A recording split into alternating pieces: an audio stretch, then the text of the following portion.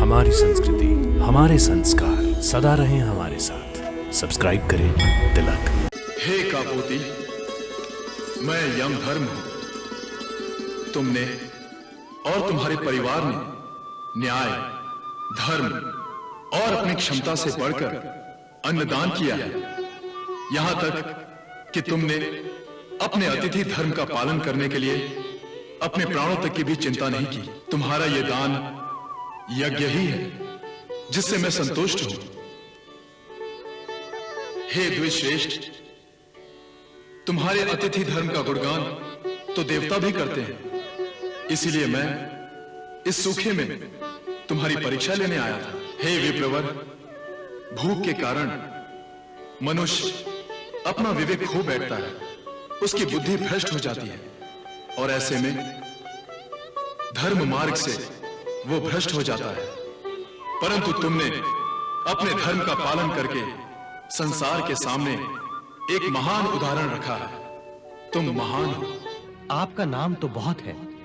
जब मैंने आपका नाम सुना कि युधिष्ठिर यज्ञ कर रहे हैं, तो मैंने सोचा कि आज मेरा शरीर पूर्णतः सोने का बन जाएगा। परंतु दुख की बात तो यह है कि आपको भी अहंकार है। आप भी अहंकार के मारे यज्ञ कर रहे हैं, आप दिखावा कर रहे हैं। यहां भी मैं अपने शरीर को पूरा सोने का नहीं बना सका और इसीलिए मैं कहता हूं कि आपका ये महायज्ञ महान यज्ञ नहीं है।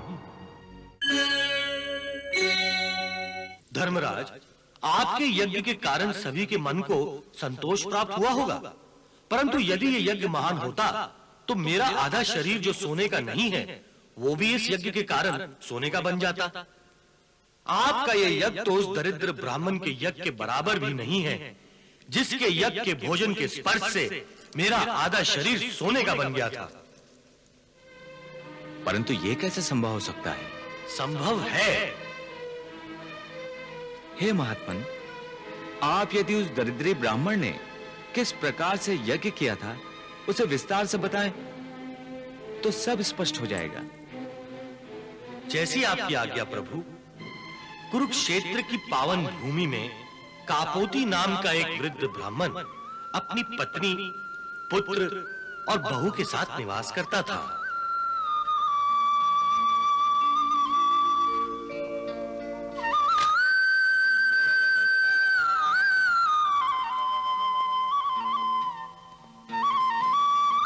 हे प्रभु, तुम्हारी बड़ी कृपा है। आज तक कोई भी याचक मेरे द्वार से खाली हाथ नहीं लौटा। इसके आगे भी कोई भी याचक खाली हाथ ना लौटे, बस यही मेरी आपसे विनती है।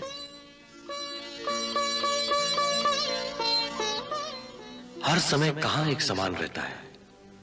निरंतर बदलाव का ही दूसरा नाम समय है। कुछ वर्षों बाद समय ने कुछ ऐसा पलटा खाया कि हरे भरे खेत वीरान हो गए।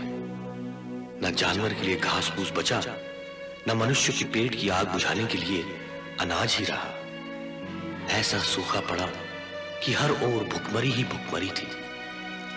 कापोती के घर में भी अनाज का एक दाना नहीं था। उसके जीवन में एक समय ऐसा भी आया कि 6 दिनों से सारे परिवार ने एक अन्न का दाना तक नहीं खाया।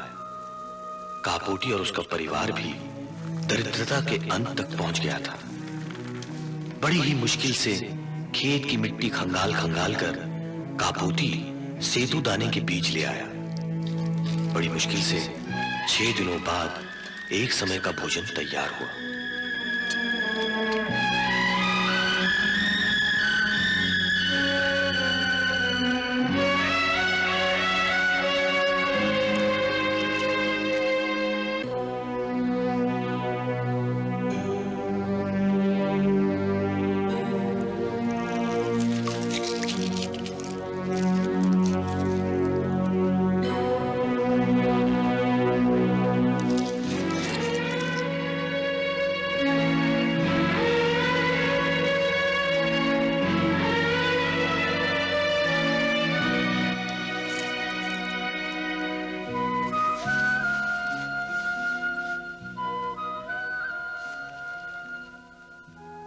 हे धर्मात्मा,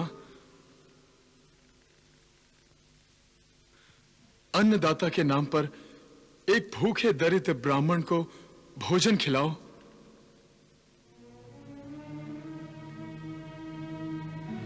अन्न का दान करके पुण्य कमाइए, भूखे ब्राह्मण का आशीर्वाद लीजिए।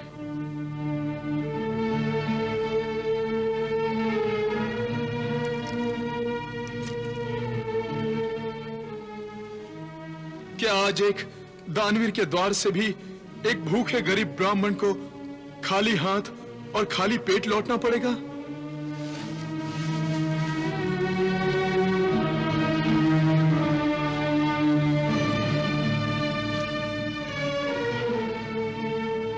हे महोदय, आप इस घर के स्वामी हैं। मैं आपके घर पर एक अतिथि बनकर आया हूं। सुना था आपके द्वार से कभी कोई खाली हाथ नहीं लौटा, परंतु आज देख लिया, जो सुना था वो झूठ था। महात्माओं ने ठीक ही कहा है, मनुष्य को कानों से अधिक आंखों पर विश्वास करना चाहिए। रुक जाइए विप्रवर, रुक जाइए। आज तक कोई भी मेरे द्वार से यूं निराश होकर नहीं लौटा। आइए, मेरे घर में आपका स्वागत है। आपकी सेवा का लाभ हमें मिल गया, हम धन्य हो गए। आइए आइए, पधारिए पधारिए, विराजिए।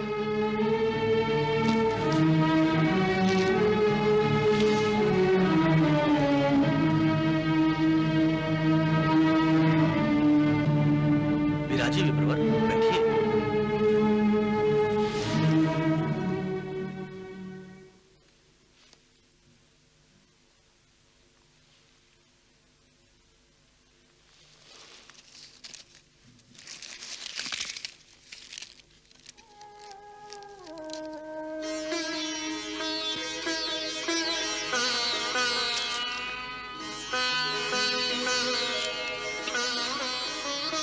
लीजिए विप्रवर, इस सत्तू का स्वीकार कीजिए और हमें अनुग्रहित कीजिए।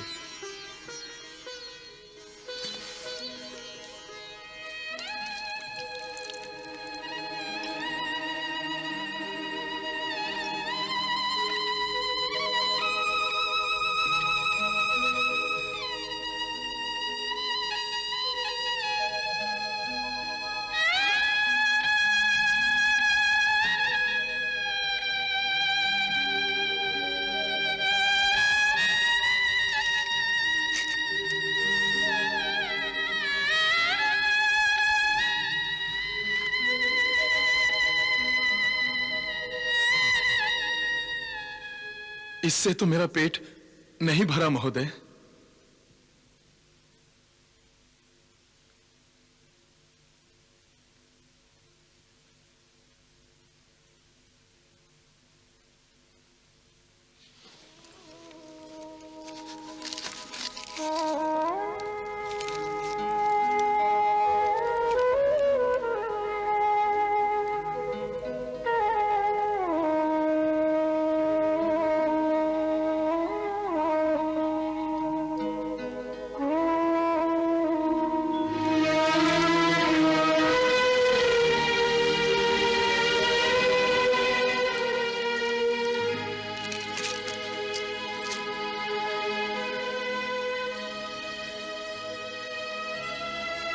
लीजिए ब्राह्मण देवता, इससे आपकी क्षुधा शांत हो जाएगी।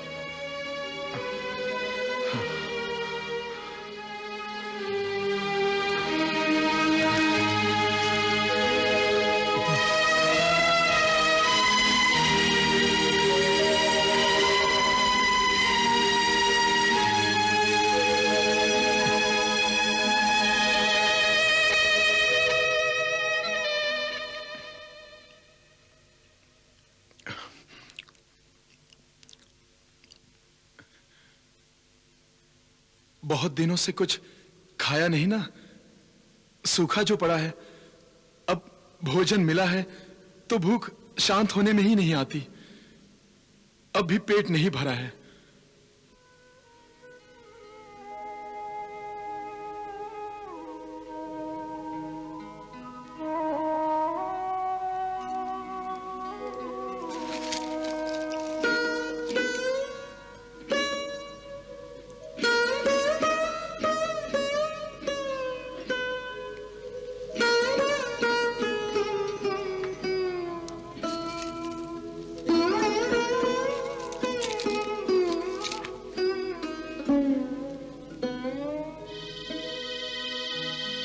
अतिथि देवता, कृपया आप रुष्ट मत होइए।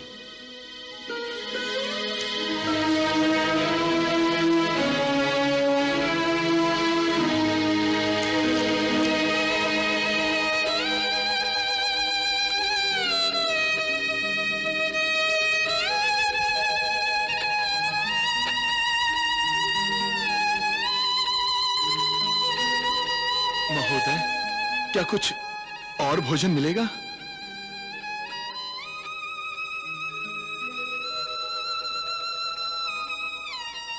ऐसा लगता है मुझे भूखा ही उठना पड़ेगा।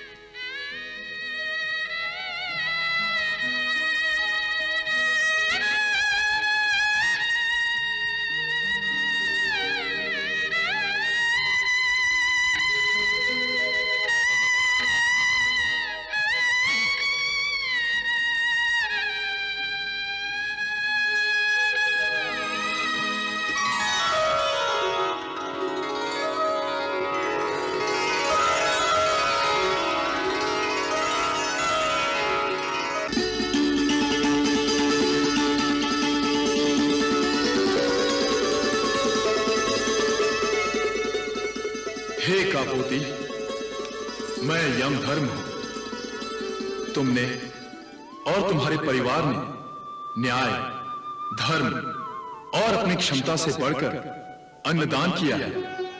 यहां तक कि तुमने अपने अतिथि धर्म का पालन करने के लिए अपने प्राणों तक की भी चिंता नहीं की। तुम्हारा यह दान यज्ञ ही है जिससे मैं संतुष्ट हूं। हे द्विश्रेष्ठ, तुम्हारे अतिथि धर्म का गुणगान तो देवता भी करते हैं। इसीलिए मैं इस सूखे में तुम्हारी परीक्षा लेने आया था। हे विप्रवर, भूख के कारण मनुष्य अपना विवेक खो बैठता है, उसकी बुद्धि भ्रष्ट हो जाती है और ऐसे में धर्म मार्ग से वो भ्रष्ट हो जाता है। परंतु तुमने अपने धर्म का पालन करके संसार के सामने एक महान उदाहरण रखा है। तुम महान हो।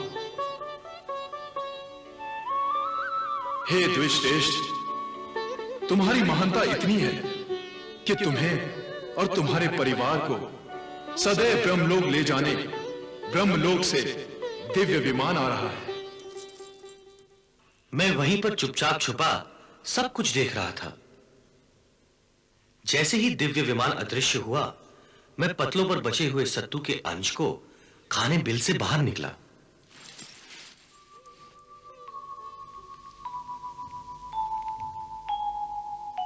बचा हुआ सत्तू खाते ही मेरा आधा शरीर सोने का हो गया।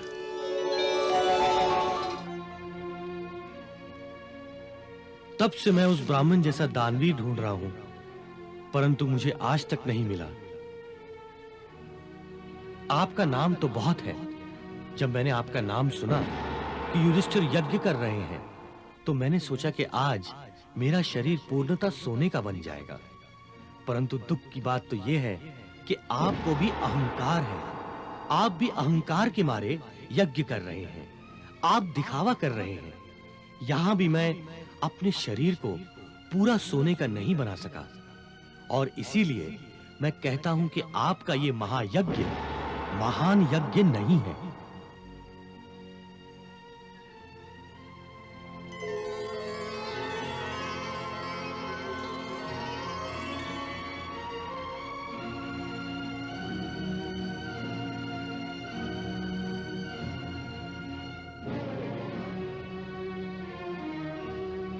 बड़े भैया,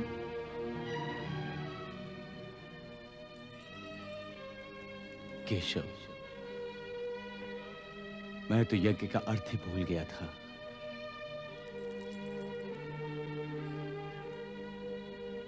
मैं भूल गया था कि यज्ञ भक्ति का ही एक रूप होता है। मैं भूल गया था कि यज्ञ करना अर्थात ईश्वर की भक्ति करना है। मैं ये भी भूल गया था कि भगवान को पाने के लिए तपस्या करनी पड़ती है। मुझे अपने अहंकार में यह भी याद नहीं रहा कि भक्ति में समर्पण की भावना होती है केशव। यज्ञ में काम, क्रोध, मत्सर, अहंकार आदि सभी विकारों की आहुति दी जाती है। इनका हवन किया जाता है। परंतु मैं अपने अहंकार के अधीन होकर अपने आप को ईश्वर समझ बैठा था, जबकि तुम मेरे सामने खड़े थे केशव।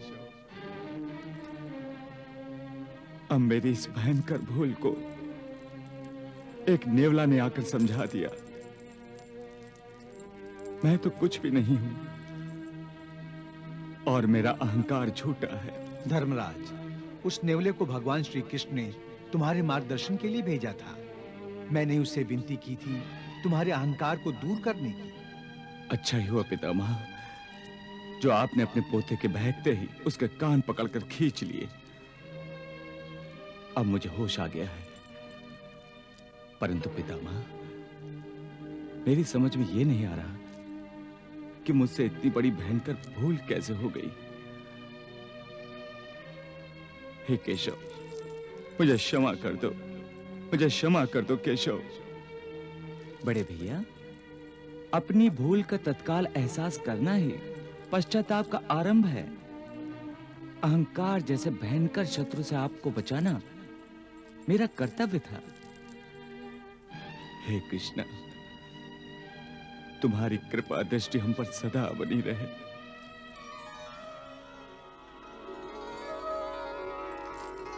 वत्स युधिष्ठिर, अश्वमेघ यज्ञ संपन्न हुआ। अब तुम्हें भागीरथी के किनारे वन में तात श्री धृतराष्ट्र, माता गांधारी, माता कुंती और काका विदुर से भी आशीर्वाद लेना चाहिए। जो आज्ञा प्रभु, जो आज्ञा।